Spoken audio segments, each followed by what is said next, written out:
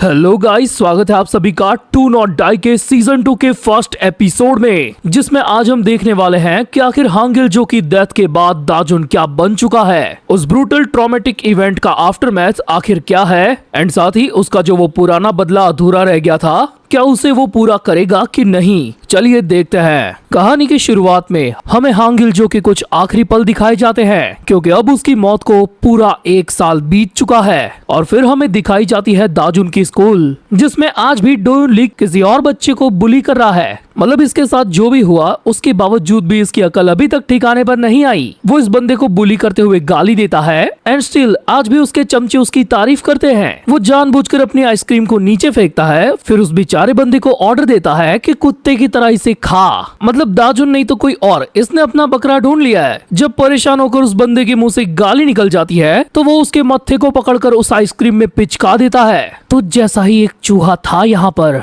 उसका नाम था दाजुन। वो इतना ज्यादा घटिया था कि उसका कोई दोस्त भी नहीं था, तो हम लोग उसके साथ पूरा दिन खेलते थे।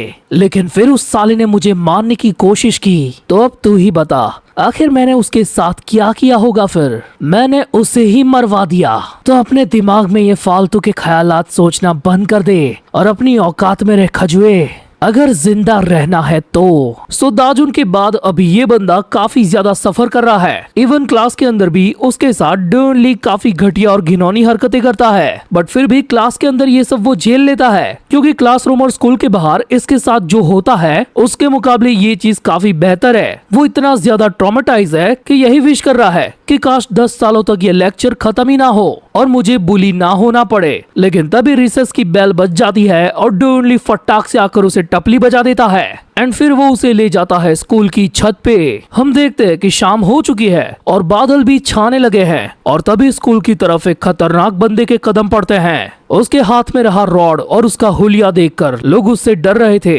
क्योंकि असलियत ये थी कि वो अकेला नहीं था, उसके साथ थी उसकी अपनी पूरी गैंग। और अपने दांत कसते हुए वो बंदा उस स्कूल के अंदर एंटर करता है। तभी हम देखते हैं कि छत पर डोन ली ने उस बेचारे बंदे के गोटे पकड़ लिए हैं, एंड देन ही रियलाइज कि उसका सामान एज कम्पेयर टू हिम काफी बड़ा है। वो बेचारा दर्द के मारे करा रहा था, लेकिन डोन ली के अंदर लुल्ली की आत्मा आ गई थी। वो कहता है, तू तो पेट्रोल ले बे, चल अपनी पैंट उतार, अगर मरना नहीं चाहता तो मेरी बात मान, वरना स्कूल के यार्ड के सामने तुझे नंगा कर दूंगा। ये चीज इस चश्मिश बंदे के बस के बाहर थी। वो एक बार को सोचता है कि क्या मैं इस बिल्डिंग से छलांग मार के कूद जाऊं, लेकिन उसके इस ख्यालों के बीच ही डोन ली उसको कई सारे तमाचे बजा देता है, उसे धक्का मारकर गिराता है और उसकी चप्पल निकालकर रूफ से नीचे फेंक देता है, जो डायरेक्टली जाकर गिरती है स्कूल के ग्राउंड में। आपको अगर याद ना हो तो बता दूं कि डोन ली ने ये सेम चीज दाजुन के साथ भी की थी। सो उसी तरह डोन अगेन इस बंदे को ऑर्डर देता है कि जा अब अपनी चप्पल जाकर लेकर आ।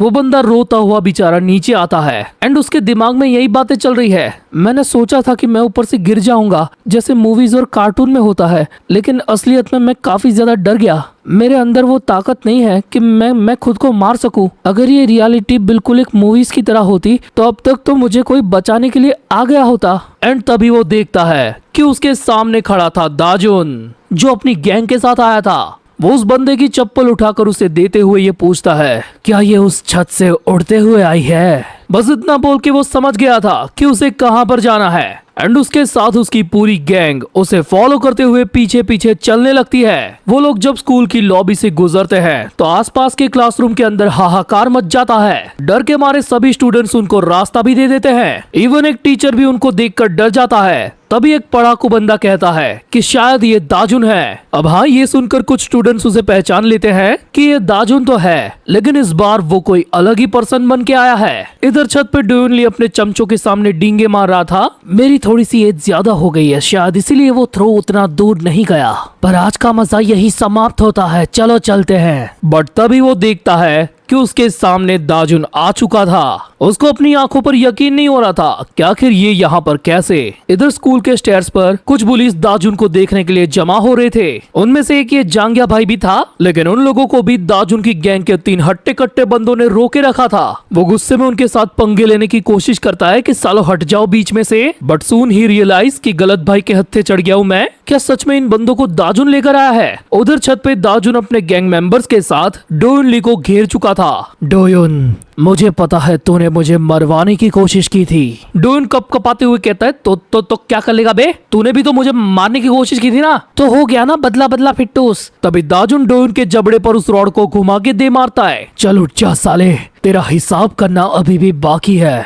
डोयुन का इतने में ही घी खत्म हो चुका था। उसको दाजुन और उसके बंदों के अंदर इतना खतरनाक ऑरा दिखता है कि वो सीधा घुटनों पे ही आ जाता है कि जहाँ पर ना तुसी ग्रेट हो। आई एम सॉरी मैंने तुम्हारे साथ जो भी किया, लेकिन तुम्हारी वजह से मैं कोमा में भी गया था और मेरा एक पैर जिंदगी भर के लिए बिगड़ गया है। तो बस इस लफड़े को यहीं पे खत्म करो और इस बार मुझे माफ कर दो। वेल दाजुन उसकी ये सारी बात सुनता है और अपने हाथ से उस रॉड को छोड़ देता है। डोयुन को लगता है कि दाजुन अब उससे कुछ भी नहीं करेगा, तो वो हंसते हुए अपनी जगह पर खड़ा होता है। तभी उसके दूसरे गाल पर दाजुन एक जोरदार रैप्टा मारता है। डोयुन कहता है भाई प्लीज क्या चाहिए तुझे, तू मांग, बस मैं सब कुछ देने को तैयार हूँ। लेकिन दाजुन उसके मुंह पर ट्रिपल थप्पड़ बजाता है। एंड बस इतने में ही डोयुन ने विमल थूक दी थी। वो कहता है मैं समझ गया, मैं गलत था। बट आगे वो कुछ बोलता उससे पहले दाजुन एक और मुक्का उसके मुंह पे मार देता है, फिर एक और फिर एक और। लेकिन आखिरी मुक्के से बचते हुए डोयुन भागने लगता है। तभी दाजुन की गैंग का एक बंदा उसे पकड़कर उस टेरेस की एज पे लगा देता है कि दाजुन भाई बस इशारा करो, इस साले को यहीं से फेंक दूंगा।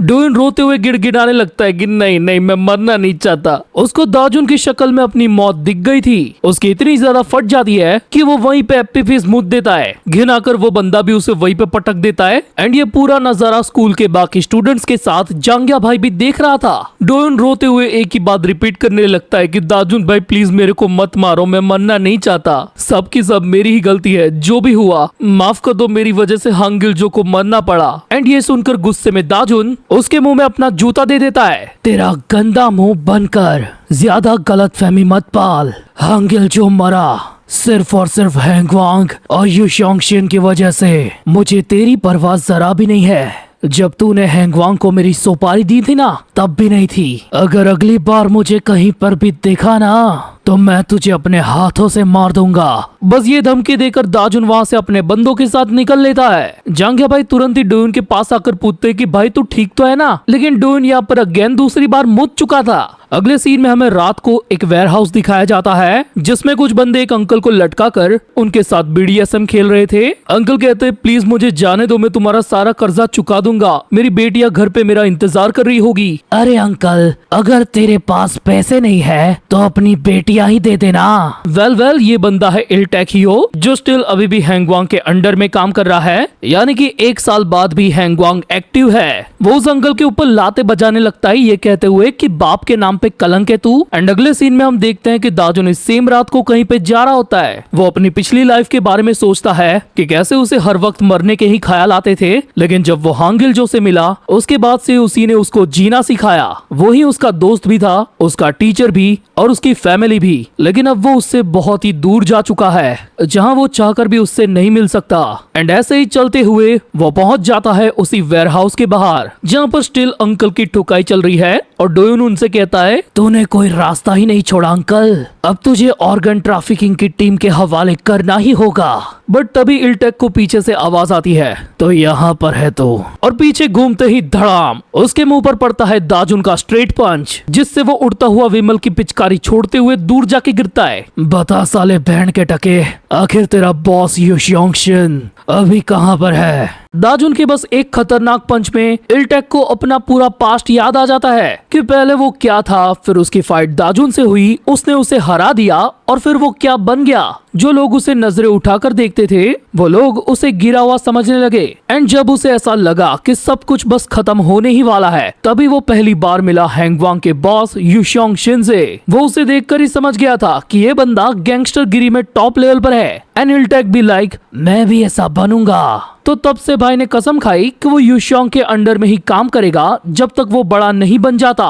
यानी कि उसने नए सिरे से बुरा बनने की शुरुआत की। सब कुछ बिल्कुल एकदम मस्त चल रहा था, लेकिन अगेन दाजुन ने बीच में ही आकर उसके एल लगा दिए। अभी उस वेयरहाउस के अंदर इल्टेक के जितने भी मुस्टंडे थे हैंगवांग वाले, वो सब अचानक से शॉक हो गए थे कि आखिर ये बंदा कौन है जिसने बस एक ही मुक्के में हमारे बॉस को उड़ा के फेंक दिया। अबे साले, हम लोग हैंगवांग से है, तुझे पता है हमसे पंगा लेने का मतलब? बच्चे अपनी औकात में रहे, आज मेरा मूड नहीं है तो निकल ले यहाँ से। दाजुन के इतना वार्न करने के बावजूद भी 2-3 बंदे डंडा और रॉड लेकर उस पर टूट पड़ते हैं। एंड भाई दाजुन की स्पीड देखो, वो कितना इजीली इनको सरपास कर रहा है। जब एक बंदा उसके पीछे से डंडा मारने आता है तो वो पलक झपकते ही उसे इतना खतरनाक पंच मारता है कि उस बंदे का डंडा तक टूट जाता है। फिर वो मिट्टी उठाकर दूसरे बंदे की आंखों में डालता है और उसे भी एक पंच में डाउन कर देता है। एंड अगेन पीछे से आने वाले उस बंदे पर उस टूटे हुए डंडे का टुकड़ा लात मार के सीधा उसके सर पे बजा देता है। दाजुन की स्पीड इतनी ज्यादा खतरनाक होती है कि भाई ने बस कुछ ही सेकंड्स के अंदर एक साथ 3 बंदों के मुक्के बजा दिए थे। उधर नीचे पड़ा हुआ इल्टेक दाजुन को याद करते हुए अपने दांत कस रहा था। उसे वही सारे पल बार बार याद आ रहे थे कि कैसे दाजुन ने उसकी बजाई थी।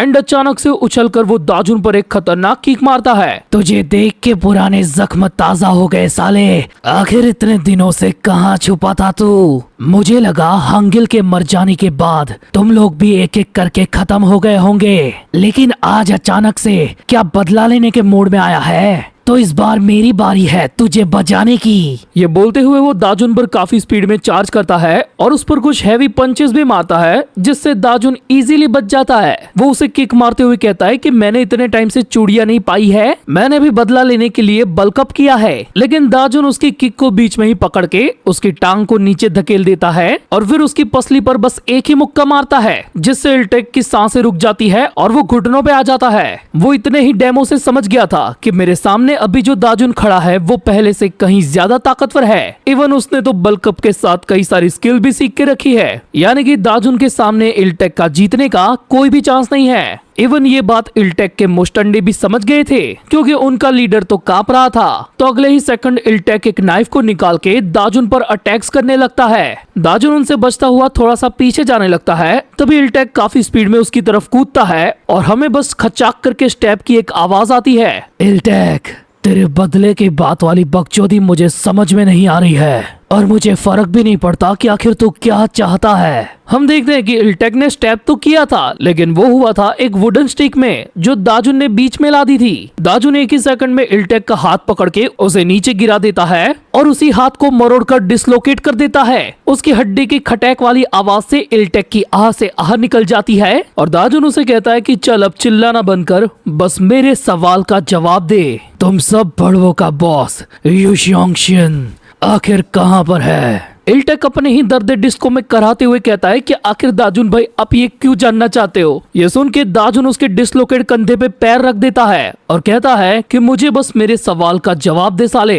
इल्टेक दर्द के मारे यही सोच रहा है कि वो चीज वापस से हो रही है, ये अगेन हो रहा है। मेरे गैंग वाले मुझे झुकी नजर से देख रहे हैं, तो उनके सामने शानी गान बनने के लिए वो अपने उस नाइफ को दाजुन के पैरों में स्टेप करने की कोशिश करता है। लेकिन दाजुन भाई की रिएक्शन टाइमिंग इतनी खतरनाक होती है कि बस एक ही किक में उसने इल्टेक के नाइफ को हवा में चक्री की तरह गोल घुमा दिया था। एंड बीच में ही उस नाइफ को पकड़ के वो अचानक से इल्टेक के हाथ में उसे स्टेप कर देता है। मतलब भाई यार ये कितना क्रेजी मूव है जो अभी दाजुन ने किया। एक बार को इल्टेक को ये समझ में नहीं आया कि उसके हाथ में कुछ घुस चुका है। वो अपने इस वाले सदमे से बाहर आता उससे पहले दाजुन उसका पैर काटने लगता है और कहता है कि अगर तूने मेरे सवाल का जवाब नहीं दिया तो मैं इसे पूरा ही काट दूंगा।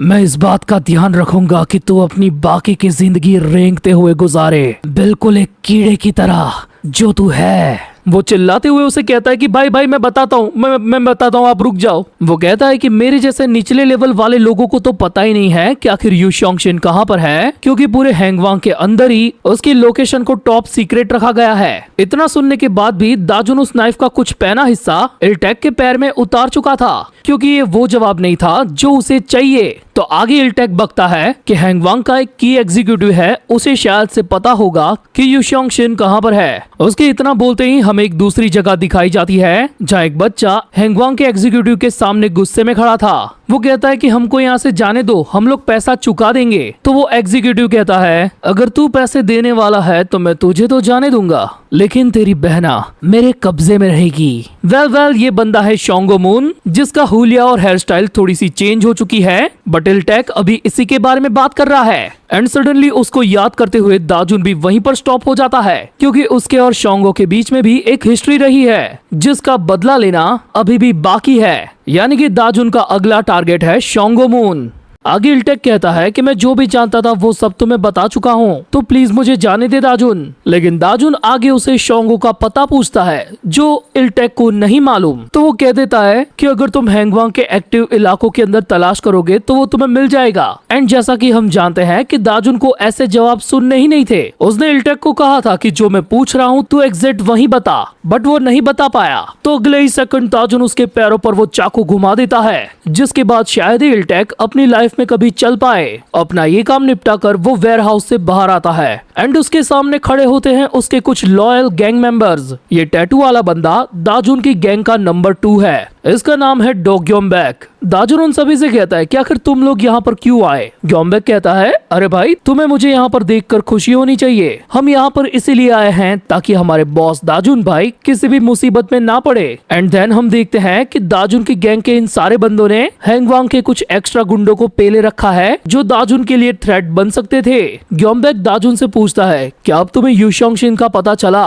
तो दाजुन उसे सेम इल्टेक वाली ही चीज बताता है कि इस साले भड़वे के पास से तो कुछ भी पता नहीं चला, बस हमारे हाथ में अभी यही इन्फो है कि युशोंगशिन का पता हमें हैंगवांग के एग्जीक्यूटिव शोंगो मून से ही चल सकता है। तो अब हमें कुछ भी करके हैंगवांग के शोंगो मून को ढूंढना ही होगा। ये बोलते हुए दाजुन ने अपनी मुट्ठी काफी जोर से कस ली होती है एंड ग्योम्बैक ये चीज देख लेता है। वो दाजुन से कहता है कि मुझे ये चीज काफी अच्छी लगी दाजुन कि हमारे लीडर के तौर पर तुम्हारा गोल एकदम क्लियर है। मुझे खुशी है कि मैंने तुम्हारे साथ हाथ मिलाया है, तो अभी जो तुम कर रहे हो उसे बस जारी रखो। लेकिन चलो इससे पहले खाना खा लेते हैं। लेकिन दाजुन अपनी गैंग वालों के साथ हैंग आउट करने में इंटरेस्टेड ही नहीं है, वो चुपचाप वहाँ से चला जाता है। तो ग्योम्बैक उन सब से कहता है कि चलो लॉन्डो इस बार भी हमें बॉस के बिना ही खाना खाना होगा। एंड वो सब भी वहाँ से निकल लेते हैं। अगले सीन में हमें आधी अधूरी एक कंस्ट्रक्शन बिल्डिंग दिखाई जाती है जो दाजुन की गैंग का हाइड आउट है। इस बिल्डिंग के नीचे से गुजरता हुआ कपल एक दूसरे से बातें कर रहा है कि डार्लिंग डार्लिंग क्या तुमको पता है इस अबैंडन बिल्डिंग के अंदर बहुत सारे आदमी एक साथ रहते हैं। तभी हमें बिल्डिंग के अंदर का एक बच्चा दिखाया जाता है जो दाजुन की गैंग का ही है, जो अपने मन में कहता है कि मैं तो कोई आदमी नहीं हूँ, मेरा नाम युनडोंग है और मैं 15 साल का हूँ, दाजुन भाई की गैंग का सबसे छोटा मेंबर। हम सभी लोग यहाँ पर मिल बांट के रहते हैं। हाँ, सुबह में थोड़ी लंबी लाइन लगने पर थोड़ी सी तकलीफ होती है, लेकिन सड़कों पर रहने से ये काफी ज्यादा बेहतर है। तभी बर्तन धोते हुए युनडोंग को एक बंदा कहता है ओए बच्चे मेरे लिए रामेन बना दे। तो वो कहता है चल हट खुद बना ले। दाजुन भाई की गैंग का रूल ये है कि तुम किसी को कोई भी काम करने में फोर्स नहीं कर सकते, अगर उनको बता दिया ना तो दाजुन भाई तेरी ले लेंगे। युनडोंग हमें आगे बताता है कि भले ही यहाँ पर कितने भी लफड़े हो, लेकिन ये सब के सब दाजुन भाई की बात हमेशा मानते हैं। भले ही हम सब अलग अलग रीजन के चलते यहाँ पर आए हैं, लेकिन आपस में हम सब की काफी अच्छी बनती है। फिर वो शॉर्ट में अपनी कहानी बताता है कि आखिर वो कैसे यहाँ तक पहुँचा। वेल, घर से भागने के बाद उसने जो पहली बाइकर गैंग को ज्वाइन किया था उसका लीडर इसे काफी ज्यादा पीटता था क्योंकि ये पॉकेट वगैरह चोरी नहीं कर पाता था। इवन वो उसे ये सारे गलत काम करने की ट्रेनिंग भी देता था। तो युनडोंग वहाँ से भी भाग गया और ऐसी कड़ाके की ठंड में बिना खाए पिए पूरे 1 वीक तक सड़कों पे ही पड़ा रहा। अगर और थोड़ा टाइम ज्यादा हो जाता तो उसकी मौत पक्की थी, बट तभी वहाँ पर उसे दाजुन ने देख लिया और उसी की वजह से अभी दाजुन की गैंग में ये बंदा जिंदा है। तो तब से युनडोंग का यही गोल है कि मैं कुछ भी करके दाजुन भाई की हेल्प करेगा, मैं उनके काम आएगा। वो घड़ी में देखता है कि सुबह के 9 बज गए हैं मामू, तो वो तुरंत ही उनका प्रोटीन शेक तैयार करके सीधा छत पे देने चला जाता है जहाँ दाजुन हैवी वर्कआउट कर रहा था। युनडोंग मैंने कहा था ना तुम्हें मेरी इतनी परवाह करने की कोई जरूरत नहीं है। भाई बॉडी देखो लौंडे की, ये कितना ज्यादा चेंज हो गया है। ये अपना वही दाजुन है जो पिछले सीजन में बस एक तुच्छा सा टीनेजर था।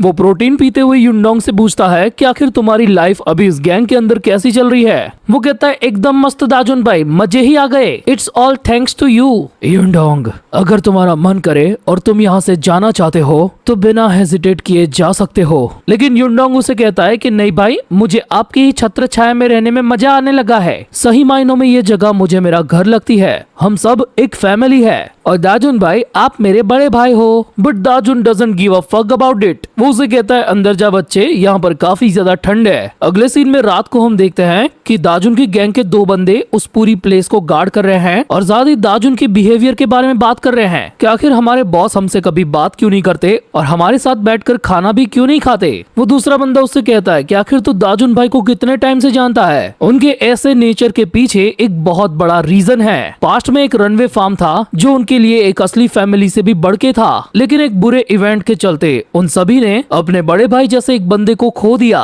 हम देखते हैं कि दाजुन अभी बिल्डिंग के अंदर अपनी उसी फैमिली फोटो को देख रहा है और उसके ऐसे नेचर के पीछे रीजन यही है कि वो किसी और से इतना अटैच होना नहीं चाहता। तभी अचानक से एक बंदा भागता हुआ दाजुन के रूम में आता है और उसे कहता है, दाजुन भाई इमरजेंसी, अपना युनडोंग अचानक से लापता है। हम देखते हैं युनडोंग गायब नहीं हुआ, बल्कि रात में वो अपने ही सोलो मिशन पर निकला है ताकि वो हैंगवांग वालों को ढूंढ सके और दाजुन की हेल्प कर सके। उसने ग्योम्बेक और दाजुन की पूरी कन्वर्सेशन सुन ली थी कि युशोंग शिन तक पहुंचने के लिए उनको शोंगो मून को ढूंढना होगा और युनडोंग को अभी खुद पर पूरा यकीन है कि वो कोई ना कोई क्लू तो ढूंढ ही लेगा जिससे दाजुन भाई की हेल्प हो। लेकिन अचानक से कुछ लोगों को उस खोपचे में देखकर वो डर जाता है, क्योंकि वो लोग हैंगवांग के नहीं बल्कि उसी सेम बाइकर गैंग के लोग थे जो युनडोंग से गलत काम करवा कर उसकी पिटाई किया करते थे। एंड सडनली वहाँ पर उनका लीडर भी एंटर करता है और वो युनडोंग को ताका झाकी करते हुए देख लेता है कि आयला, ये तो वही छोकरा है जो भग लिया था। एंड अगेन वो उसकी कुटाई करना शुरू कर देता है। इस बाइकर गैंग के लीडर का नाम है जेहो कैंग। एंड उसकी कुटाई के बावजूद भी युनडोंग बिना डरे उससे कहता है कि मैंने एक रनवे फार्म को ज्वाइन कर लिया है और मैं कभी वापस नहीं आऊंगा। अच्छा ऐसा है छोकरे, तो आखिर तेरे जैसे नाकारा निकम्मे नामुराद को रखता कौन है बे? वो उसको गिव एंड टेक का रूल बताता है और कहता है कि आखिर एक गैंग के अंदर तेरी जरूरत की हुई होगी या फिर शायद रात को सोते हुए वो लोग तेरे मजे लेते होंगे। तो युनडोंग चिल्ला के कहता है, चुप कर साले कमीने। ओहो, तो छोकरा बगावत पर उतर आया है। आ तुझे दिखाता हूँ इसका हश्र क्या होता है। वो बाइक के स्पीड में घूमते हुए व्हील के अंदर युनडोंग का चेहरा देने वाला था। एंड इस मोमेंट पर युनडोंग अपने आप से ये कन्फेस करता है कि वो सच में दाजुन की कोई हेल्प करना नहीं चाहता, बस उसकी गैंग में रहकर सरवाइव करना चाहता है। आखिर दाजुन भाई को मुझ जैसे लुल्ली बच्चे की क्या ही जरूरत होगी, सच में मैं एक नामुराद नाकारा हूँ। तभी हम देखते हैं उसके पास्ट का सीन, जब दाजुन उसे रेस्क्यू कर रहा था तब वो कहता है कि मैंने कई दिनों से कुछ भी नहीं खाया, इसीलिए मेरी बॉडी मूव नहीं कर रही है, लेकिन आखिर अनजान होने के बावजूद आप मेरी हेल्प क्यों कर रहे हो? तब दाजुन ने बस उसे यही कहा था कि तुझे देखकर लगता है कि तुम्हें मेरी मदद की जरूरत है, इसीलिए। एंड सडनली प्रेजेंट में हमें दाजुन की आवाज आती है, अपना हाथ उस बच्चे पर से हटा साले, वरना तुझे यहीं पे मार दूंगा। वो पलक झपकते ही जेहो कैंग की गुद्दी पकड़ के उसे वहीं पे पछाड़ देता है। बस इस एक ही खतरनाक मूव से वहाँ पर खड़े सबकी फट जाती है कि आखिर साला ये बंदा कौन है। दाजुन युनडोंग को कहता है, बस मेरे पीछे रहना, बहुत जल्द ये खत्म होगा। ये वही बाइकर गैंग है ना जो तुझे पीटा करते थे, तो अभी मैं इन सबको एक साथ पीटूंगा। दाजुन उन सबके सामने अकेला खड़ा था। बाइकर गैंग वालों को सच में ऐसा लगता है कि वो कुछ नहीं कर पाएगा। फिर हमें उनका सेकंड नंबर का बंदा दिखाया जाता है जिसका नाम है वॉन्योन पार्क। वो युनडोंग को धमकी देता है कि तेरे इस डिसीजन पर तुझे रिग्रेट होगा बाद में। तभी उनमें से एक बंदा काफी स्पीड में दाजुन पर अटैक करने आता है और उसके सारे पंचेस से दाजुन इजीली बचता है और एक किक मार के उसे साइड कर देता है। तभी दूसरा वाला बंदा ब्रिक से सीधा दाजुन पर अटैक करने आता है, तो दाजुन भाई उसकी ही ब्रिक छीनकर सीधा उस पर ही बजा देते हैं और फिर उसी ब्रिक को फेंक कर मारते हैं उस पहले वाले बंदे पर। ये खतरनाक स्किल्स देखकर वॉन्यो पार्क इम्प्रेस हो जाता है। वो दाजुन पर अटैक करते हुए उसे कहता है कि ये मुझे भी सिखा बिड़ू। बट सडनली हम देखते हैं कि दाजुन उसके पंचेस को ब्लॉक कर रहा था। इसको लगता है वो उससे डर गया, पर तभी दाजुन एक खतरनाक काप किक मारकर उसके पैर को ही तोड़ देता है। उठ जा साले, अब बैठा क्यों है, तुझे अभी बहुत सिखाना बाकी है। उस वॉन्यो पार्क की इतने में ही फट गई थी क्योंकि दाजुन अपने पैर से उसके मुंह को कुचलने वाला था। तभी जेहो कैंग युनडोंग की आंखों पर अपना चाकू लगा देता है और दाजुन को ब्लैकमेल करता है और उसे बचाने के लिए दाजुन को अपनी जगह पर रुकना पड़ता है। हम देखते हैं दाजुन के पीछे से वॉन्यो भी वापस से खड़ा होने लगता है अपने टूटे पैर के साथ। तब जेहो कैंग उसे ऑर्डर देता है कि जल्दी से इस बंदे को निपटा दे एंड वो दाजुन की तरफ काफी स्पीड में अटैक करने के लिए आगे बढ़ता है। जेहो कैंग चिल्ला के युनडोंग को कहता है, देख छोकरे, तेरी यही औकात है और तू नामुराद और निकम्मा है। तभी अचानक से उसके मुंह पर एक खतरनाक लात पड़ती है जो ग्योम्बेक ने मारी थी और इसके इम्पैक्ट से जेहो कैंग वहीं बेहोश हो जाता है। मतलब दाजुन भाई की गैंग उनको रेस्क्यू करने वहाँ पर आ चुकी थी। उन सभी ने मिलकर बाइकर क्रू का कुत्ता बना दिया था। ग्योम्बेक दाजुन से कहता है, भाई बाकी सब हम पे छोड़ दो, आप जो निपटाने आए थे उन्हें निपटाओ पहले।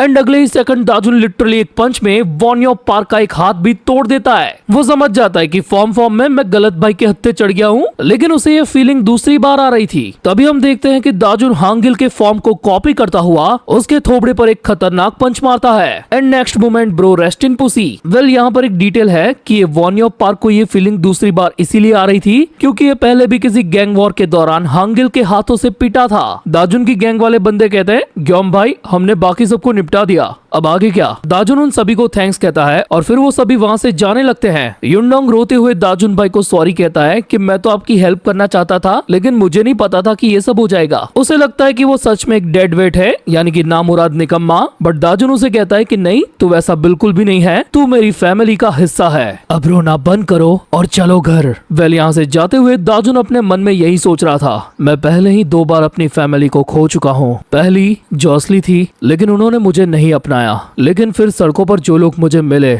उन्होंने मुझे अपनों में जगह दी, लेकिन अब जो मेरा परिवार बन चुका है उनको मैं किसी भी कीमत पर खोना नहीं चाहता।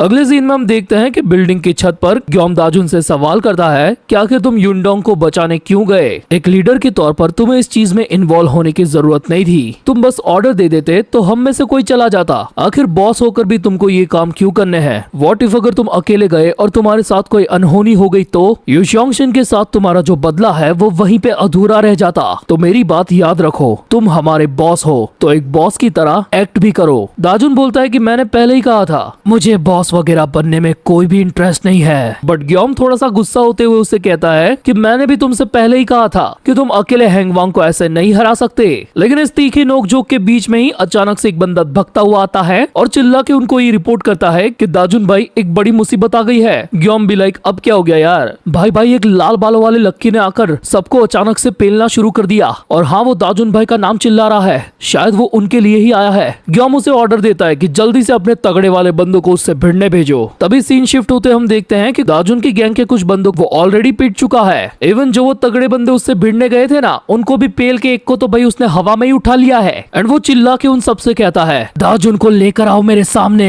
हम देखते हैं कि ग्योम के साथ दाजुन भी नीचे आ चुका है, लेकिन ग्योम कंटिन्यूसली उसे यही बोल रहा है कि याद रखना जो मैंने पहले कहा था, तुम्हें डायरेक्टली किसी भी चीज में इन्वॉल्व होने की जरूरत नहीं है। वो सीधा उस बंदे से कन्फ्रंट करता है कि साले कौन है बे तू और हमारे बॉस का नाम क्यों चिल्ला रहा है? एंड देन दाजुन भी उसकी शक्ल देखकर काफी ज्यादा शॉक हो जाता है क्योंकि वो बंदा और कोई नहीं बल्कि उसका ब्रदर फ्रॉम अनदर मदर डेओप था और दोनों एक दूसरे को आमने सामने देखकर काफी ज्यादा भावुक हो जाते हैं। डेओप तुरंत ही दौड़ता हुआ दाजुन के पास आ जाता है और उसे पकड़कर झंझोड़ते हुए कहता है दाजुन प्लीज जल्दी मेरी मदद कर, हमारा भाई टेक किम बहुत ही ज्यादा खतरे में है। हैंगवांग वाले उसे पकड़कर ले गए हैं, हमें मिलकर उसे बचाना ही होगा वरना वो लोग उसे मार देंगे। और हम देखते हैं कि हैंगवांग के लोगों ने टेक किम की हालत काफी ज्यादा खराब कर दी है। उसको एक जगह पर बांध के रखा गया है और उसकी बॉडी पर मल्टीपल कट्स है जहाँ से काफी सारा ब्लड लॉस हो रहा है। इधर दाजुन डेओप से पूछता है कि आखिर ये सब कैसे हुआ, तो वो कहता है कि ये सब 1 साल पहले से शुरू हो गया था। हम देखते हैं कि हांगिल की डेथ के बाद इन लोगों ने डिसाइड किया था कि वो सब अपने अपने अलग रास्ते पर निकल जाएंगे। और हाँ ये मत पूछना कि दाजुन यहाँ पर क्यों नहीं है, क्योंकि सीजन 1 की एंडिंग में हमें ये दिखा दिया गया था कि हांगिल की डेथ का बदला लेने के लिए दाजुन हर रात घर से बाहर निकल जाता था।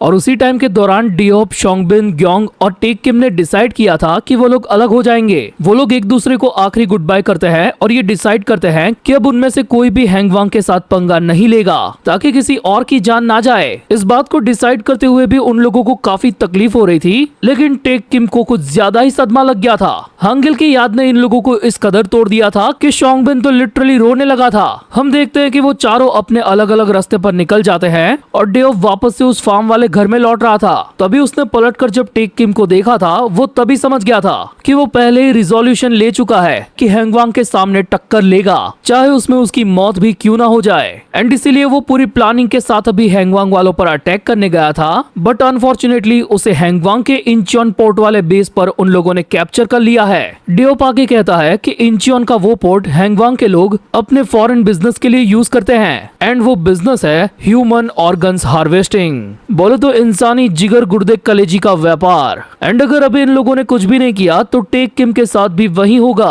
आज ठीक मिडनाइट को वो ऑर्गन ट्रैफिकर्स उस पोर्ट को छोड़ने वाले हैं, यानी कि वो टेक को भी मार देंगे। मैं जानता हूँ हम सब सब अलग हो चुके हैं, लेकिन हम उसको बचा तो सकते हैं ना, क्योंकि वो भी हमारी फैमिली का हिस्सा है। डेओप की सारी बात सुनकर दाजुन कोई गहरी सोच में डूब गया था। एंड ये सारी बात दाजुन के पीछे खड़े युनडोंग ने भी सुन ली थी। वो कहता है अगर वो फैमिली है तो हम सब उन्हें बचाने जाना चाहिए। ये सुन के दाजुन की गैंग वाले बंदे भी फॉर्म में आ जाते हैं कि भाई का प्रॉब्लम यानी कि अपना प्रॉब्लम, तो हम भी आएंगे। दाजुन उन लोगों को थैंक्स कहता है, साथ ही ये भी पूछता है कि क्या सच में वो लोग ये सारा खतरा मोड़ लेंगे। लेकिन ग्योमबेक कहता है कि यही तो सबसे बड़ी गलती है। जरा ध्यान से सोचो, हैंगवांग अब वो ऑर्गेनाइजेशन नहीं रहा जो घर से भागे हुए टीनेज बच्चों वाला था। वो पिछले 1 साल के अंदर ड्रामेटिकली काफी ज्यादा ग्रो हुए हैं और ऊपर से उन लोगों ने अपने अंदर कई सारी छोटी मोटी ऑर्गेनाइजेशंस को समेट लिया है। हमें अभी शियोल का मैप दिखाया जाता है जिसमें हान रिवर की तरफ से हैंगवांग काफी स्पीड में फैल रहा था। उन लोगों ने गैंगशो, युंगचियोन ऐसे बड़े इलाकों पर भी कब्जा कर लिया था। एंड हाँ, इस मैप के अंदर हम गैंगबक, गैंगडोंग और गैंगनम जैसे वेल नोन इलाके भी देख सकते हैं। ग्योमबेक आगे कहता है कि जिस हैंगवांग को हम बस एक ऑर्गेनाइजेशन समझते थे ना, वो अब एक क्राइम सिंडिकेट बन चुका है। उन लोगों के सामने हम बस 30 लोगों का एक छोटा सा रनवे फार्म है। मेरी मानो तो उनसे लड़ने का हमारा कोई भी चांस नहीं है। अगर हमने गलती से उन पर अटैक भी कर दिया ना, तो ये लड़ाई एक शेर के सामने नंगे हाथों जाने वाली होगी। दूसरे शब्दों में हमारा खात्मा होना तय है। ऊपर से ये लाल बालों वाला लक्की जितनी भी बातें बोल रहा है वो सुनी सुनाई लग रही है। ये कोई ट्रैप भी हो सकता है, तो मेरी मानो तो हम लोग यहीं पर सेफ है। दाजुन उसे कहता है कि तुम बिल्कुल सही बात कर रहे हो और मैं उसे समझ भी रहा हूँ, लेकिन मुझे जाना ही होगा। तो ग्योमबेक उसे तुरंत ही 2 ऑप्शन दे देता है कि आखिर तुम्हें कौन सी साइड लेनी है, कि ये लाल बालों वाला बंदा तुम्हारे उस ग्रुप का है जहाँ से तुम अलग हो चुके हो। वो रनवे फार्म खत्म हो चुका है, पास्ट था, और अब तुम हमारे लीडर हो, तो किसी एक को चुनो। सीन शिफ्ट होता है और हम देखते हैं कि दाजुन ने डेओप को चुन लिया था, लेकिन टेक को बचाने वो दोनों अकेले जा रहे थे। दाजुन की गैंग का कोई भी मेंबर उनके साथ नहीं था और उनको जाते हुए बिल्डिंग के टेरेस से ग्योमबेक देख रहा था। अगले सीन में हम देखते हैं कि मेट्रो ट्रेन के अंदर डेओप और दाजुन इंचियोन जा रहे थे। डेओप उसे कहता है कि तुम्हें देखकर काफी अच्छा लगा भाई, मुझे लगा था कि शायद मैं तुमसे कभी नहीं मिल पाऊंगा, लेकिन सच कहूँ तो इतने टाइम के बाद जब तुम मेरे सामने आए तो मैं तुमको तुरंत नहीं पहचान पाया था। हम सब जब साथ में थे तब तुम बस एक बच्चे थे, पर अभी तुम काफी ज्यादा ग्रोन हो चुके हो और ऊपर से तुम्हारा रनवे फार्म वाला एक गैंग भी है। सच कहूँ तो हमारे पुराने फार्म वाले ये जानेंगे ना तो दंग रह जाएंगे। लेकिन आखिर ये सब तुम्हारे साथ हुआ कैसे? तुम ऐसे क्यों बन गए? जब से मैंने हांगिलजो का फार्म छोड़ा था तब से सड़कों पर भटकते हुए रातों की नींद उड़ गई थी। मुझे बस उन लोगों से बदला लेना था जिन लोगों ने हर बार मुझे ट्रॉमा दिया।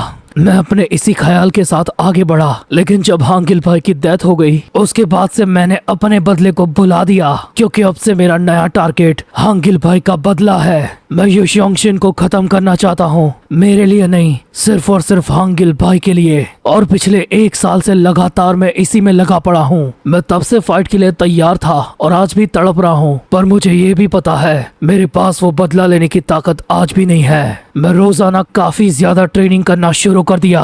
उसके बाद कॉन्स्टेंटली मैंने कई सारी फाइट्स की और तब से मैंने अपने बारे में ये कभी नहीं सोचा कि क्या मेरे सामने वाला अपोनेंट ताकतवर है या कमजोर, वो लोग मुझसे ज्यादा है या फिर बहुत ही ज्यादा। मैंने लगातार हर दिन लड़ाई की और तब से लेकर आज तक एक भी दिन नहीं चूका। डेओप, मैं हांगिल भाई का बदला लूंगा। तो डेओप उसे पूछता है, क्या दाजुन तुमने इसीलिए ये रनवे फार्म बनाया? तो दाजुन कहता है, नहीं, मैंने कोई फार्म वगैरह नहीं बनाया, मैंने स्ट्रीट पर बस कुछ बच्चों को बचाया। फिर वो लोग मुझे फॉलो करने लगे, मैं आगे चलता रहा, लोग जुड़ने लगे और काफिला बनता रहा। हम देखते हैं कि पास्ट में ऐसे ही ग्योमबेक सामने से दाजुन से लड़ने आया था और उससे पूछ रहा था कि क्या तू वही लौंडा है जो युशियोंगशिन को मारेगा। अगले सीन में हम देखते हैं इंचियोन के पोर्ट को, जहाँ टेक किम को कोई टॉर्चर कर रहा था। तो हांगिलजो के फार्म वाला लौंडा है ना? आखिर तेरी ये हालत किसने कर दी? एंड तब ये रिवील होता है कि वो टॉर्चर करने वाला बंदा और कोई नहीं बल्कि शोंगो है, जिसने अपनी हेयर स्टाइल थोड़ी सी चेंज कर ली है।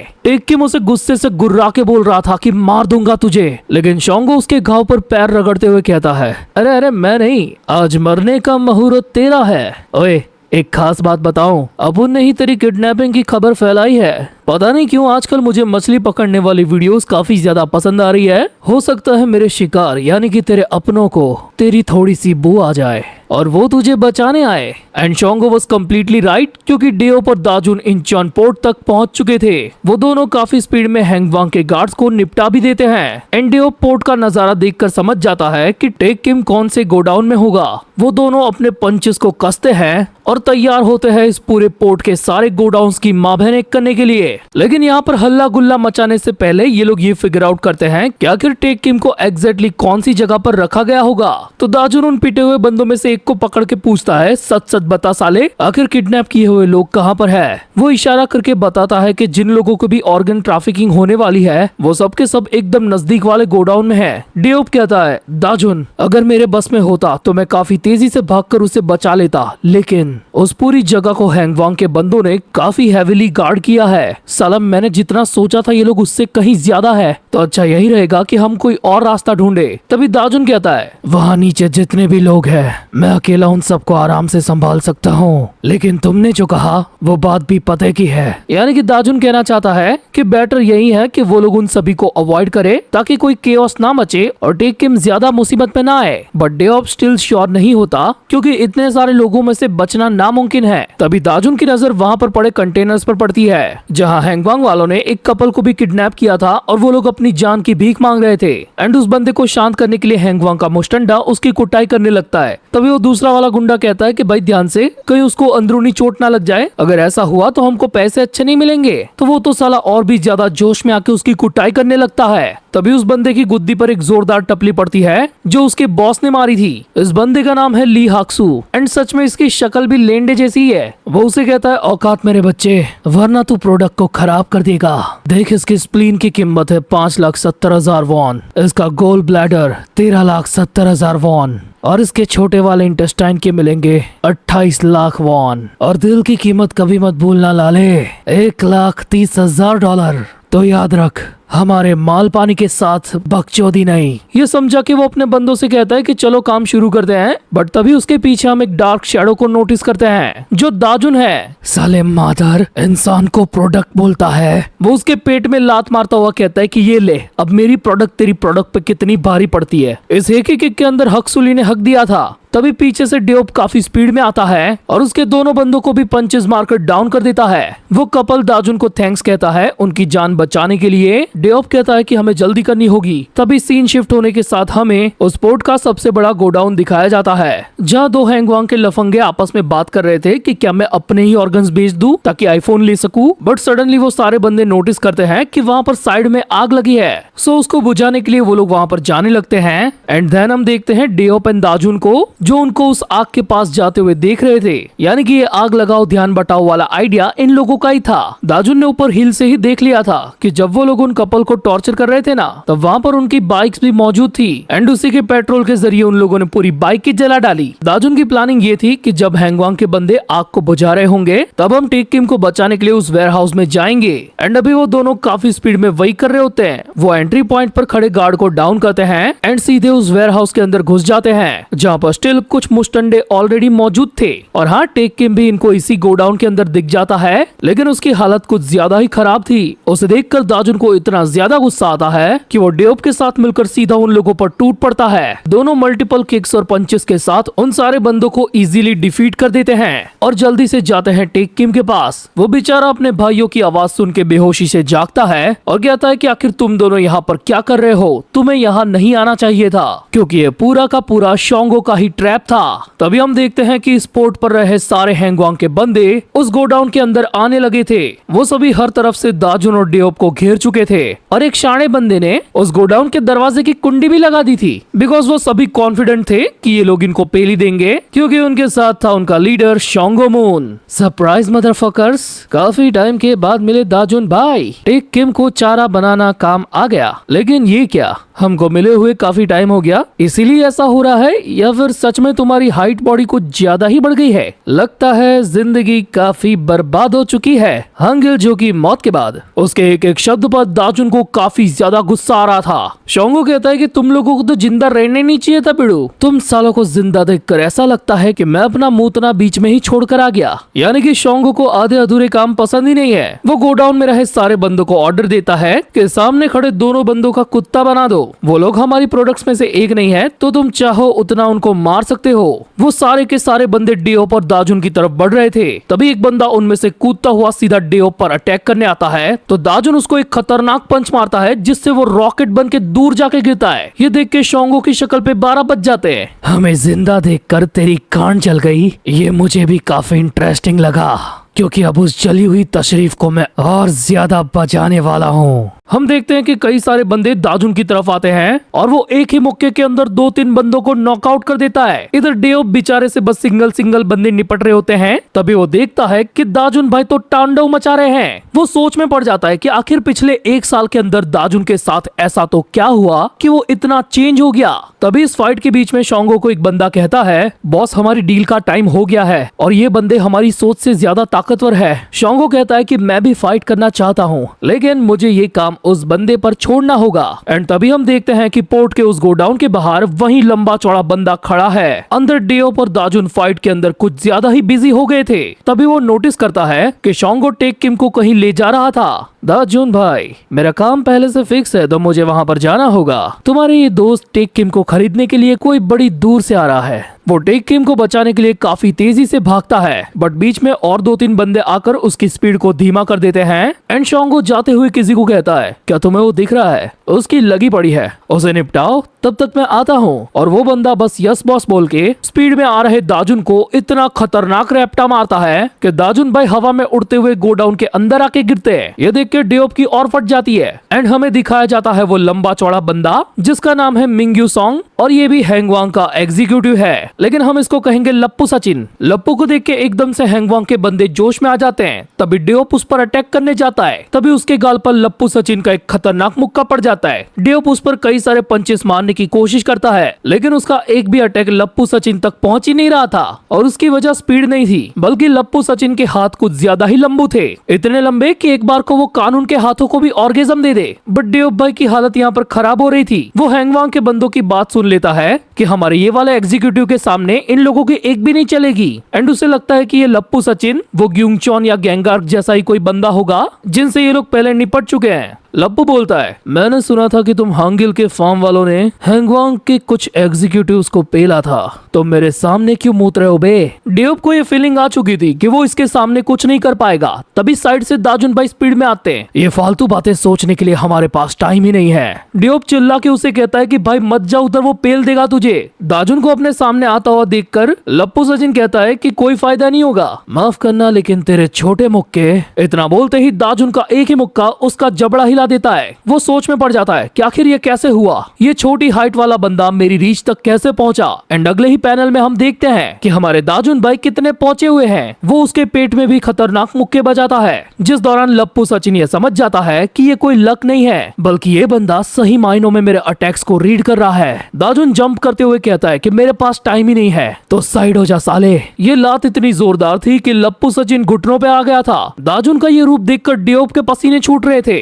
हैंगवांग के नए एग्जीक्यूटिव, हट जा सामने से। मैंने सोचा था तुम सब सड़क छाप कुत्ते हो, लेकिन नहीं, तुम में से एक भेड़िया भी है। अगर ऐसा है तो मेरे पास बस एक ही रास्ता बचता है, जल्दी जाओ सालो और उसका शिकार करो। दाजुन उसके हर एक बंदे को निपटाता हुआ उसी की तरफ आगे बढ़ रहा था, लेकिन लप्पू सचिन अगेन उसे लात मार के पीछे धकेल देता है। उसके बंदे दाजुन को अगेन घेर लेते हैं और दाजुन भी फिर से फाइट बैक करना शुरू कर देता है। लप्पू सचिन की प्लानिंग ये होती है कि वो अपने बंदों के थ्रू दाजुन का सारा स्टेमिना खत्म करवा देगा, जिसके बाद दाजुन उसके ट्रैप से नहीं बच सकता। अगर एक जंगली जानवर का शिकार करना हो तो उसे थकाना पड़ता है। तभी डेओप अचानक से उसके पीछे से आता है और कॉलर पकड़ के घुमा के उसको दूर फेंक देता है। दाजुन, मैं यहाँ पर संभाल रहा हूँ, तो जल्दी से जा टेक को बचा। दाजुन बेचारा डेओप को अकेला छोड़ना नहीं चाहता, लेकिन उसके पास कोई रास्ता ही नहीं था। वो काफी स्पीड में भागता हुआ दो बंदों को डाउन करके उस गोडाउन का गेट खोल के निकल जाता है। ये देख के बाकी सारे मुस्टंडे भी उसका पीछा कर रहे थे। तभी डेओप उस गोडाउन का दरवाजा अंदर से बंद कर देता है, यानी कि वो अब इन सबसे निपटेगा। लप्पू सचिन अपनी जगह पर खड़ा होते हुए कहता है, तू बस एक कुत्ता है, मैं तेरी जिंदा चमड़ी उधेड़ दूंगा। हम देखते हैं कि चारों तरफ से डेओप के ऊपर सारे बंदे रश कर रहे थे। तभी सीन शिफ्ट होता है और पोर्ट पर वो बायर आ चुका था जो शोंगो के साथ डील करेगा। यह बंदा एक चाइना का ब्रोकर होता है, बोले तो चाइनीज दलाल। इसका नाम है योंग चॉनवी, लेकिन हम इसको दल्ला ही कहेंगे। शोंगो उसे कहता है, जवान, हट्टी कट्टी और फ्रेश प्रोडक्ट हैंगवांग की निशानी है। ये सब के सब घर से भागे हुए नौजवान है, तो इनकी मिसिंग रिपोर्ट की भी चिंता नहीं करनी पड़ेगी बिड़ू, तो पेमेंट की बात कर ले। तभी उनके मीटिंग स्पॉट पर एक बंदा उड़ता हुआ आके गिरता है। शोंगो भी लाइक, अबे ये प्रोडक्ट नहीं है अपना, ये तो हमारा ही बंदा है। तभी दाजुन भाई पीछे से कहते हैं, सरप्राइज मदर फकीर, अगर मेरे भाई को छूने की कोशिश भी की ना तो तेरी अतेड़ियां निकाल कर सुखा दूंगा साले। वो दल्ला शोंगो को कहता है, अरे भाई ये सब क्या है, ये बार वाले अपने बिजनेस में कब से घुसने लगे। माफ कीजिए जनाब, लेकिन आपने ठीक से सुना नहीं, ये काले कपड़ों वाला बंदा कोई आउटसाइडर नहीं है, ये तो अपुन की खास प्रोडक्ट है, एक जीता जागता हथियार। अगले सीन में हमें दाजुन गैंग का हाइडआउट दिखाया जाता है, जहाँ पर युनडोंग ग्योमबेक को बार बार यही कह रहा था कि हमें दाजुन भाई की हेल्प करने जाना चाहिए, वो खतरे में होंगे। लेकिन Gyeombaek didn't give a fuck about it. Yundong वापस से कहता है कि मैं जानता हूँ तुम्हें भी दाजुन भाई की चिंता है। तो वो कहता है, मुझे उसकी नहीं बल्कि इस पूरे गैंग की चिंता है। मैं दाजुन को लीडर की पोजीशन से हटाता हूँ for the sake of this organization. लेकिन इसी बहस के बीच उसकी फोन की घंटी बजती है और फोन की स्क्रीन देखकर वो काफी ज्यादा चौंक जाता है। तभी सीन वापस से शिफ्ट होता है इंचियोन के पोर्ट पर, जहाँ शोंगो और दाजुन आमने सामने खड़े थे और शोंगो उसे कह रहा था कि तुझे यहाँ नहीं आना चाहिए था दाजुन, आखिर क्यों तू जबरदस्ती अपनी जिंदगी खत्म करना चाहता है। दलाल साहब मुझे बस थोड़ा सा टाइम दे दे, अपुन आपको ताजा प्रोडक्ट बहुत जल्दी प्रोवाइड करता है। ये चाइनीज दलाल समझ जाता है कि शोंगो अब क्या करने वाला है, इसलिए वो उसे कहता है कि प्रोडक्ट को ज्यादा डैमेज मत करना। देखकर लगता है कि तू काफी ज्यादा ताकतवर हो गया है, लेकिन क्या सच में तुझ में उतना दम है? मुझे आज भी वो सारे पल याद है जब मैं तेरी बजा रहा था, तब तू बार बार वापस उठ के आ रहा था। लेकिन दाजुन, क्या तुझे सही में ऐसा लगता है कि तू अकेला ही है जिसने खुद की ताकत बढ़ाई है? माफ करना, लेकिन तेरा वो तुच्छा सा बदला यहीं पे खत्म होगा। भले ही हम दोनों की फिजिकल शेप बिल्कुल एक जैसी है, तब भी तू नेचुरल टैलेंट के डिफरेंस को नजरअंदाज नहीं कर सकता।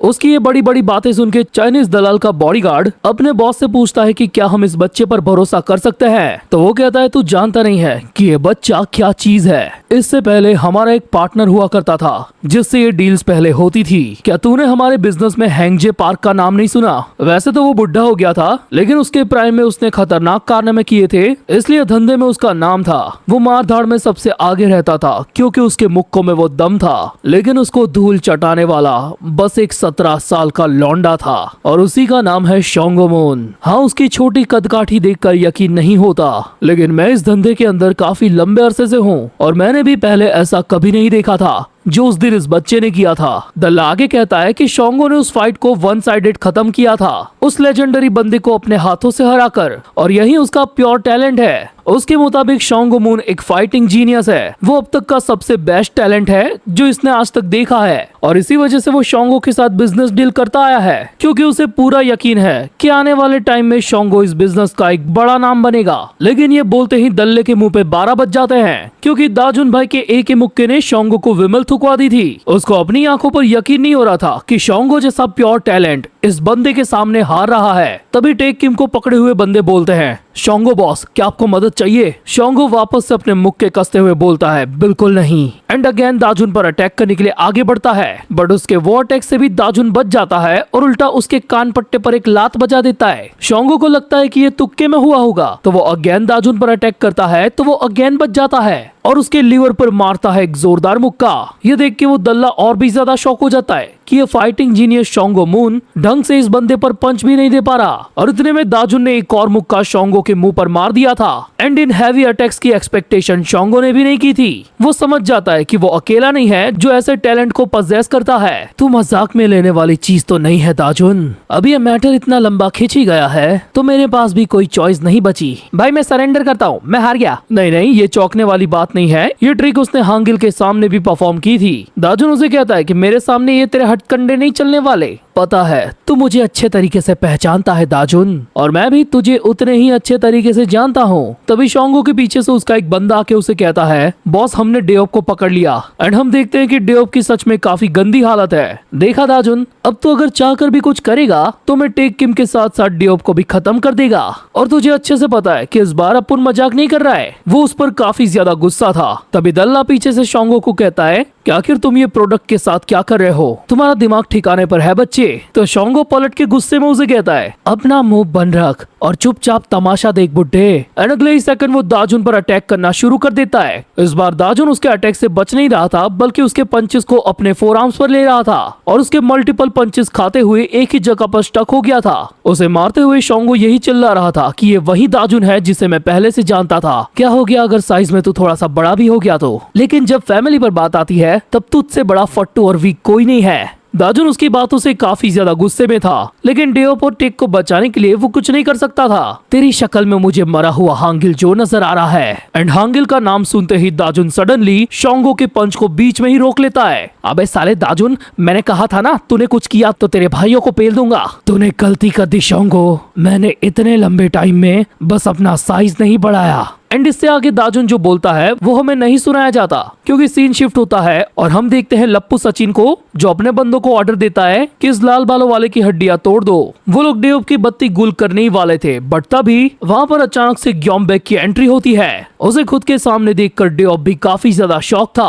हमें अगेन वही सीन दिखाया जाता है जब युनडोंग और ग्योमबेक के बीच में बहस चल रही थी और उसके फोन की रिंग बजी थी। तब दाजुन ने ही उसे मैसेज किया था कि मुझे शोंगो मून मिल चुका है तो जल्दी से बैकअप लेकर आओ। मैं वैसे आने तो नहीं वाला था, लेकिन कोई चॉइस ही नहीं थी, उस साले शोंगो को जो धरना है। तभी हम शोंगो को देखते हैं जो अपने आसपास के नजारे को देखकर काफी चौंका हुआ था, क्योंकि दाजुन की गैंग के बंदों ने उन लोगों को चारों तरफ से घेर लिया था।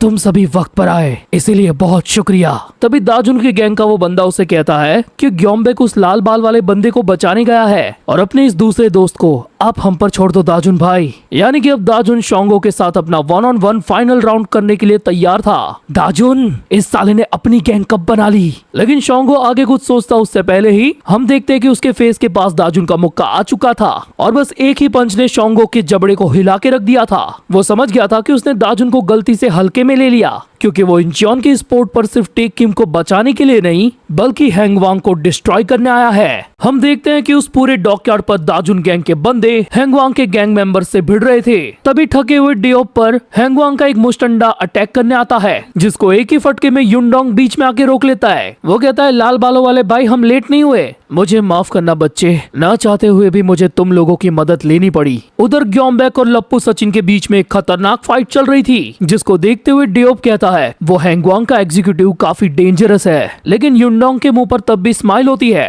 एंड अगले ही सीन में हम देखते हैं कि ग्योमबेक ने अपनी सिर्फ एक स्ट्रेट राइजम किक से लप्पू सचिन को हवा में उड़ा दिया था।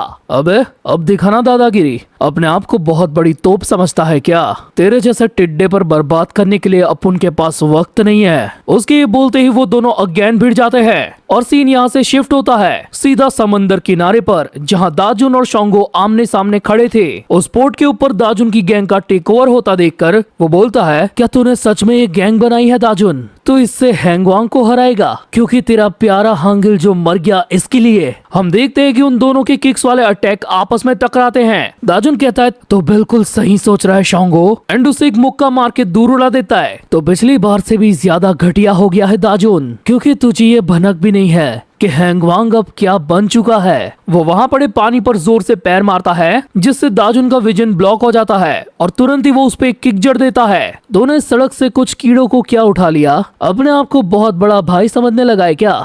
अपनी औकात मत भूल शोंगो साले माधर, आखिर तूने मुझे धोखा क्यों दिया था? मैंने सच में तुझे अपना भाई माना था, तो मेरे लिए एक दोस्त से ज्यादा था, लेकिन तुझे हैंगवांग में रहकर ये घटिया काम ही क्यों करना है? दाजुन भाई, मैंने कहा ना, अब उनको ये काम काफी पसंद है। तुझे पता है मैं घर से क्यों भागा था? क्योंकि मैं बोर हो रहा था यार। मुझे वायलेंस करके लोगों को पीटना पसंद है, पर स्कूल में शिकायतें कुछ ज्यादा ही हो रही थी, जिससे मैं हद से ज्यादा परेशान था। लोगों को मूवी के अंदर वायलेंस देखना पसंद है, लेकिन साली हमारी घटिया सोसाइटी के अंदर इसे बुरा माना जाता है। मैंने हैंगवांग इसीलिए ज्वाइन किया क्योंकि यहाँ पर मुझे कोई मना नहीं करता और मुझे अपनी मारपीट करने की हवस सिर्फ कार्टून और मूवीज देखकर नहीं छुपानी पड़ती। वो अगेन दाजुन पर अटैक करते हुए कहता है, मैं वो सारे मजे कर सकता हूँ जो मैं चाहता हूँ, यही तो जिंदगी है। लेकिन उसका अटैक दाजुन पर पड़ता उससे पहले ही दाजुन उसके ही जबड़े पर एक खतरनाक अपरकट बजा देता है, जिससे शोंगो के सारे दांत भी हिल गए थे। वो काफी ज्यादा शॉक हो गया था कि आखिर इतना ताकतवर होने के बावजूद मैं दाजुन को क्यों नहीं हरा पा रहा, आखिर मुझ में और उसमें डिफरेंस क्या है। तभी दाजुन काफी स्पीड में उसकी नाक पर एक तन-तनाता मुक्का मारता है और कहता है कि बहुत बड़ा फर्क है, जो मुक्के में तुझ पे जड़ रहा हूँ उसमें मुझे हंसी नहीं आ रही है। यानी कि कहीं ना कहीं दाजुन के अंदर एक तकलीफ सी है, बिकॉज एक टाइम पे शोंगो को लेकर दाजुन के मन में एक सॉफ्ट कॉर्नर था, जो अभी शायद इस आखिरी मुक्के के साथ दाजुन ने खत्म कर दिया है। अब बोलना साले, मजा आया। दाजुन के शोंगो को हराते ही हम देखते हैं कि उसकी गैंग के बंदे टेक किम को भी रेस्क्यू कर चुके थे। तभी उसकी गैंग का नंबर 3 वाला बंदा कहता है, दाजुन भाई हमें खबर मिल गई, उस गोडाउन के अंदर ग्योमबेक सबको निपटा चुका है। लिटरली ग्योमबेक ने लप्पू सचिन को बिछा दिया था और ये करने में ग्योमबेक को कुछ ज्यादा चोट नहीं आई थी। हम सब ने आज काफी अच्छा काम किया, लेकिन हमारा मेन गोल यू शोंगशिन है। हम इस बड़वे को यहीं पे छोड़ के निकल जाएंगे, लेकिन उसका फोन लेकर जाएंगे ताकि हमें यू शोंगशिन का क्लू मिल सके। तभी नीचे पड़ा शोंगो हंसते हुए कहता है, दाजुन तुझे सही में लगता है कि तेरा काम हो गया, तुझे यू शोंगशिन से ही मिलना है ना। एक मजे की बात बताऊं दाजुन भाई, वो देखो दूर से जो बोट चलती हुई आ रही है ना, उस पे कौन सवार होके आ रहा है। दाजुन उस बड़ी सी बोट पर रहे बंदे को देखकर काफी ज्यादा शॉक हो जाता है, क्योंकि वो बंदा और कोई नहीं बल्कि उसका टारगेट यू शोंगशिन ही था। और भाई शक्ल देखो इसकी, सर्जरी सक्सेसफुल हुई है। मैंने सोचा था इसका आधा चेहरा डिफॉर्म ही रहेगा। दाजुन की गैंग के बंदे उसे पूछ रहे थे कि भाई क्या यही है वो बंदा यू शोंगशिन, लेकिन दाजुन की आंखों में काफी ज्यादा गुस्सा था, वो एक ही जगह पर जम गया था। तभी शोंगो नीचे पड़ा हुआ कहता है कि तुम यू शोंग को काफी हल्के में ले रहे हो, अब वो ग्लोबल लेवल की फील्ड में खेलता है, आज वो भी चाइना से इंचियन आया है। और इतना ही नहीं, हमारा बॉस यहाँ पर है, मतलब पूरा हैंगवांग आज की रात यहीं पर होगा। एंड उसके इतना बोलते ही हमें दिखाया जाता है कि बड़ी बड़ी गड्डी भर के हैंगवांग के मल्टीपल बंदे उतर रहे थे और इंचियन के पोर्ट पर आ रहे थे। इवन इनमें स्कूल के स्टूडेंट्स की बाइकर गैंग भी होती है, जिनको लीड कर रहा था ये चश्मिश बंदा।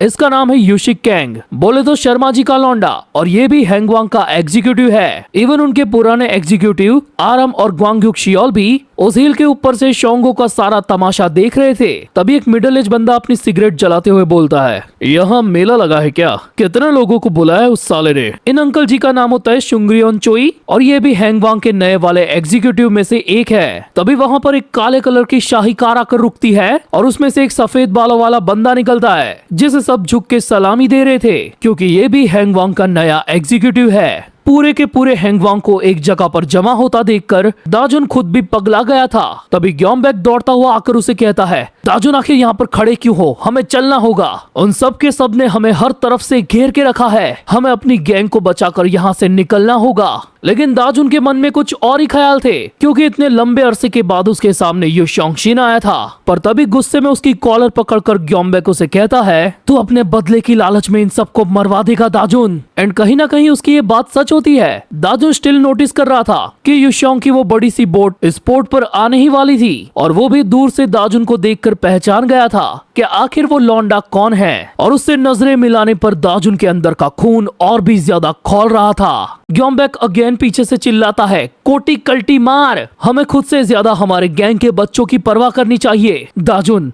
मैं भी अपना बदला हैंगवांग से लेना चाहता हूँ, लेकिन उसके लिए हमें अपनों को पहले बचाना होगा। एंड ये बात सुनकर उसे अचानक से हांगिल की याद आती है कि हांगिल भाई ने भी अपने मरते दम तक यही किया था। इधर ग्योमबेक और भी ज्यादा गुस्सा हो रहा था, क्योंकि टाइम की काफी ज्यादा कमी थी। एक बार को वो सोचता है कि वो घसीट के दाजुन को यहाँ से ले जाएगा, बट तभी दाजुन खुद से ही ये ऑर्डर देता है कि हमें यहाँ से निकलना होगा, चलो। वैसे भी हम लोग जिस काम के लिए यहाँ पर आए थे वो हो चुका है, अभी के लिए इतना काफी है, तो सब के सब मेरी बात सुनो। और अगले ही पल हम देखते हैं कि वो लोग कुछ अपनी और कुछ हैंगवांग वालों की बाइक लेकर वहाँ से निकलने लगते हैं। जब तक युशोंग की बोट उस पोर्ट तक पहुंचती तब तक दाजुन और उसकी गैंग कंटेनर से होते हुए कुछ आगे निकल चुके थे।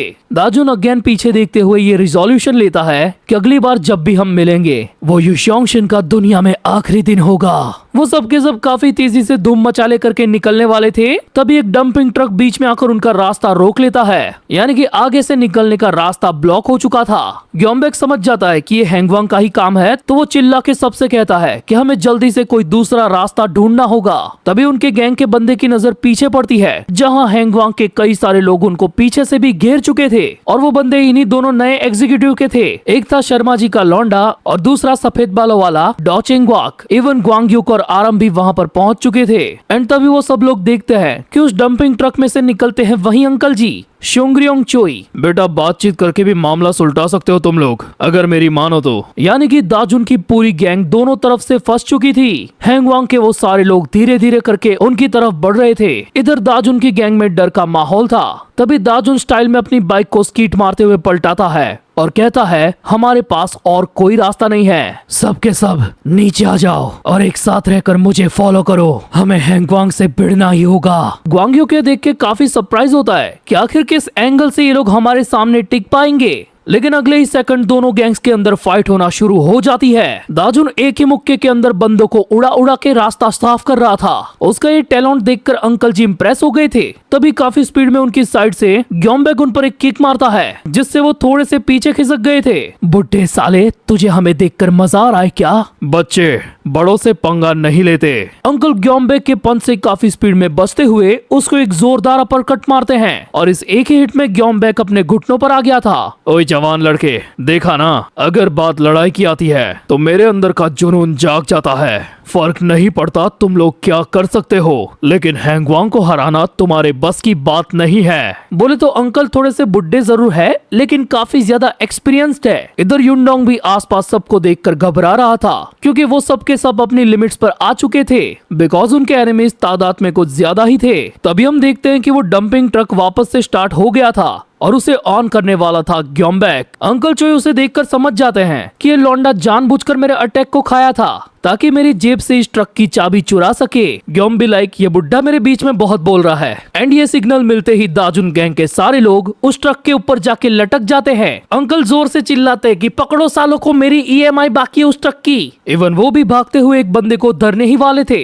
तभी दाजुन अचानक से बीच में आकर एक ही लात में उन्हें पीछे कर देता है और मौका बनते ही वो सबके सब उस ट्रक पे लोड होकर जाने लगते हैं। अबे कमीनो, हम क्या इतने फुद्दू है कि इन लोगों को पकड़ भी नहीं सकते? लेकिन तब तक दाजुन गैंग ट्रक पे सवार होकर इंचियोन पोर्ट के गेट से निकल चुकी थी। वो लोग उस ट्रक पर लटकते हुए यही बातें कर रहे थे कि आखिर ग्योम्बेक को ये खतरनाक आइडिया आया कहां से। तभी दाजुन ये नोटिस करता है कि हैंगवांग की वो स्कूल वाली बाइकर गैंग उनको काफी स्पीड में चेस कर रही है। वो सब ये समझ जाते हैं कि ट्रक की स्पीड पर वो लोग आराम से हमारे नजदीक आ जाएंगे। तभी फिर से ऐसी इंटेंस सिचुएशन के अंदर ग्योम्बेक को एक और आइडिया आता है। इधर बाइकर गैंग के मुस्टंडे तैयार थे उन सभी को पेलने के लिए, बट सडनली वो देखते हैं कि उस ट्रक पर से सारे बंदे एक एक करके उतरने लगे हैं। उन लोगों को लगता है कि दाजुन की गैंग हार मानने को तैयार है, इसलिए वो लोग भागते हुए अपना रास्ता ढूंढ रहे हैं। बट तभी उनके सामने ट्रक का लोडर ऊपर उठता है और ग्योम चिल्ला के कहता है, बुड्ढे मुझ पे तेरा ट्रक उधार रहा। एंड अगले ही पल ट्रक के अंदर का सारा मलबा उस पूरे हाईवे पर बिखर जाता है, जिसमें बाइकर गैंग भी धंस जाती है। जिसके बाद दाजुन और उसकी गैंग के बंदे अगेन ट्रक के अंदर बैठ जाते हैं और सेफली हैंगवांग को मात देते हुए उनकी नजरों के सामने चले जाते हैं। अगले सीन में हम देखते हैं उनके हाइड आउट को, जहां वो लोग पहुंच चुके थे और टेरेस पर ग्योम्बेक और दाजुन की डिस्कशन चल रही थी कि अब हैंगवांग हमें टारगेट करेगा।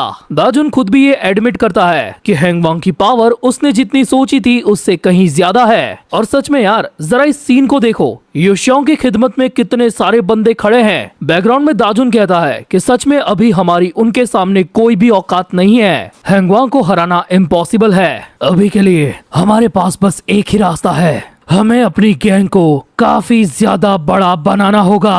फिर हमें कुछ देर बाद का सीन दिखाया जाता है जब युनडोंग दाजुन को बुलाने आया था। दाजुन भाई जल्दी चलो, प्रोग्राम शुरू हो गया है, हम हैंगवांग के सामने पहली फाइट जीत चुके हैं। और भी इसकी खुशी में लॉन्डो ने पार्टी करना शुरू भी कर दिया होता है। एक बंदा पूछता भी है, भाई क्या हम जीत गए? तो उसके बाजू वाला कहता है, भाई हमने दाजुन भाई के दोस्त को बचाया ना, मतलब जीत गए। लिटरली इन लोगों को ये चीज पता ही नहीं है कि इन पर अभी कितना बड़ा खतरा मंडरा रहा है। लेकिन दाजुन इन सबको साथ में देखकर खुश था। युनडोंग खाना ठूसते हुए दाजुन की प्लेट को तैयार करता है। दूसरी तरफ गैंग के कुछ मेंबर्स ग्योम्बेक की तारीफ कर रहे थे कि भाई क्या ट्रक चलाई है, आखिर सीखा कहाँ से। तो ग्योम्बेक कहता है मेरे पापा ड्राइवर थे और उनका नाम था रोशन सिंह गोगी। लेकिन सडनली उसे एक अजीब सी फीलिंग आती है। वो नोटिस करता है कि दाजुन चुपचाप उस रूम से बाहर जा रहा था। हम फिर से उनकी बिल्डिंग के टेरेस का सीन देखते हैं जहाँ दाजुन अपने बेंच प्रेस पर बैठा हुआ था। उसके मन में यही ख्याल चल रहे थे कि वो युशोंग शिन मेरे सामने था, लेकिन फिर भी मैं उसका कुछ भी नहीं बिगाड़ पाया और इसी निराशा के चलते वो अपनी मुट्ठियों को और ज्यादा कस रहा था। तभी वहाँ पर ग्योम्बेक आकर उसे कहता है दाजुन तुम्हारा मूड इसीलिए खराब है क्योंकि तुम युशोंग शिन को कुछ नहीं कर पाए। तुम ये अच्छे से जानते हो हमारे पास कोई परफेक्ट चॉइस नहीं थी और अपने इस छोटे से ग्रुप के साथ हम वो कर भी नहीं सकते थे।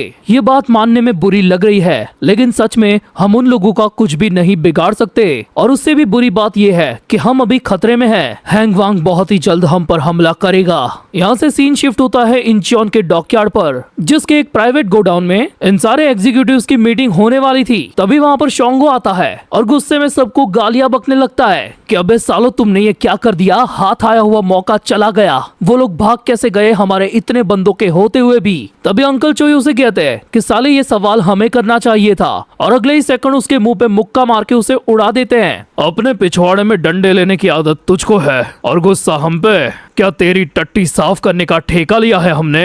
ये साले बच्चे को एग्जीक्यूटिव कौन भड़वा बना रहा है? हमें एक बार पुराने माल को निकालकर साफ सफाई करनी चाहिए। मतलब अंकल चोई कहना चाहता था कि पुराने एग्जीक्यूटिव्स को हटा देना चाहिए। तो आरम उसे कहती है कि साले तेरी शक्ल से ही शुरुआत करना, फिर वो भी तो पुरानी है। लेकिन शर्मा जी का लौंडा यहाँ पर एकदम चिल फ्री फायर खेलने में बिजी था। तभी अंकल चोई और ग्वांगयू के बीच में लफड़ा होना शुरू हो जाता है। वो दोनों एक दूसरे की खिल्ली उड़ाते हुए भिड़ने ही वाले थे कि तभी वहाँ पर युशोंग आ जाता है। लगता है तुम लोग मुझे भूल चुके हो। और ये क्या, मेरे आने से पहले यहाँ पर कुछ और खास भी हुआ है। तुम लोगों ने पकड़े हुए टेक किम को भी जाने दिया और ऊपर से हांगिलचो के फार्म के किसी भी मेंबर को नहीं पकड़ पाए। मैंने वो देखा और सुना भी। वो लोग तुम्हारी आंखों के सामने से चले गए और तुम लोग कुछ नहीं कर पाए। वो सफेद बालों वाला नया एग्जीक्यूटिव कहता है सॉरी सर, हम तैयार नहीं थे। और उसकी बात पर युशोंग हंसने लगता है। हांगिलचो का फार्म, कितने अरसे के बाद उसका नाम सुना है। वो साला मरने के बाद भी मुझे इतनी ज्यादा अड़चने दे रहा है। तभी शर्मा जी का लौंडा कहता है बॉस आप चिंता मत कीजिए, ये वाकया हांगिल के बारे में है ही नहीं, बस उसके फार्म के गिने चुने मेंबर्स बचे हैं और उनके बारे में भी परेशान होने की कोई दिक्कत नहीं है, क्योंकि अंकल चोई के जिस ट्रक को वो भगा के ले गए ना, उसमें अंकल का मोबाइल अभी भी मौजूद है। एंड हम देखते हैं कि शर्मा जी के लौंडे ने अपने बंदों को उस मोबाइल को ट्रेस करते हुए उस ट्रक तक भेज दिया था। यानी कि हैंग वांग के मुस्टंडे दाजुन गैंग के हाइडआउट तक पहुंच चुके थे और वो पूरी बारात हथियार के साथ ऑर्डर लेने को तैयार थी। बॉस हमें फर्क नहीं पड़ता कि वो लोग कहाँ जाकर छुपते हैं, वो हमेशा हमारे एरिया में ही रहेंगे, यानी कि हमेशा हमारी मुट्ठी में। और सही कहूँ तो अभी तक हमारे बंदे तो उनके ठिकाने तक पहुंच भी गए होंगे और लिटरली वो सारे के सारे दाजुन गैंग के हाइडआउट में घुस रहे थे।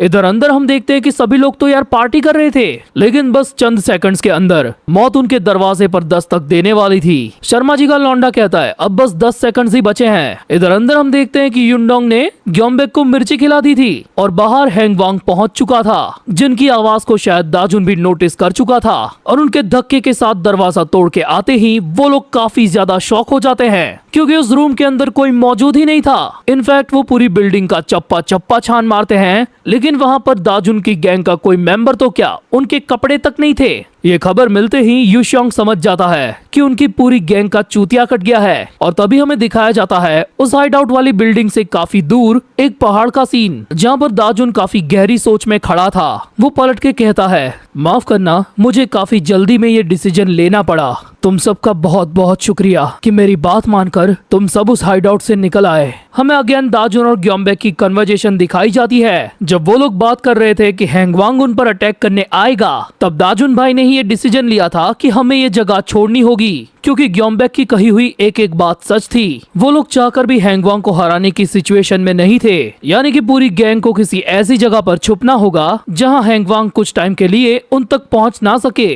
तभी हमें ये दिखाया जाता है कि हैंग वांग कितनी तेजी से आगे बढ़ रहा था। वो गैंगशो से होता हुआ गैंगनम तक के इलाके को टेक ओवर कर चुके थे, यानी कि इन सारे रेड वाले इलाकों पे हैंग वांग का पूरा कंट्रोल था।